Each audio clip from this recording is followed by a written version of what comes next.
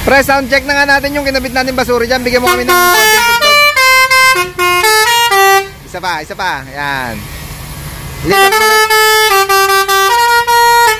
Lipat ulit. Mga 3, 4 lang na tugtog. Alam naman nila yung mga tugtog ng basuri. Isa na lang. Okay na, pre. Yan mga kabisyo, basuri, project 20 tones. Alam nyo naman na yung mga tugtog na to at lagi naman tayo nag-upload nyan. Yung basuri dyan sa likod or sa ilalim ng dumbox nakapwesto mga kabisyo. Wala na kasi kami mapwestuhan. Naka-butterfly boom.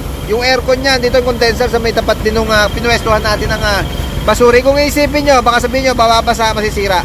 Hanggang din natin pinipindot kasi yung switch nyan mga kabisyo.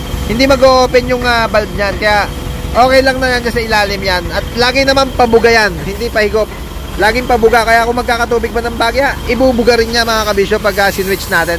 Pero pakitaan nga natin sila ng mga automatic mo dyan na nakakarga sa unit mo. Palong nga, yung palong. Certified kabisyo yan mga kabisyo. Laging nandito yan pagka meron silang gusto ipadagdag sa unit nila. Ayan, sige balik mo na nga. Kagaya rin nung setup natin yan doon sa Kabisyo Express natin. Yan, babalik sa dati niyang pwesto mga kabisyo. Yung palong na yan or yung balancer, naka motor na yan, motorized mga kabisyo. Yung bumper nga pre, haba ng bumper no? Pero okay lang mga kabisyo at pumapantay lang halos do sa Yankee nya, sa Yankee bracket ng side mirror. Yan, haba mga 18, mga 24 siguro ito mga kabisyo, yung haba nya. Yan, syempre sabi nga niya, certified na yan. Lagi nandito yan pag may gusto silang ipadagdag sa unit nila. Mga butterfly na ilaw dyan, grabe naman yun. Sa pinaka-bracket nung tawid ng Yankee. Okay na pre, all goods na. Naka-rim cover na rin, nakapalakol na. Or yung lower door, split manifold syempre. Naka-split na yan, corner panel, face panel, kilay, automatic bumper, wiper panel.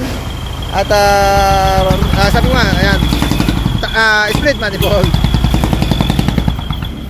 Taillight syempre, naka-taillight na yun yan. Rear bumper at yung mudguard natin.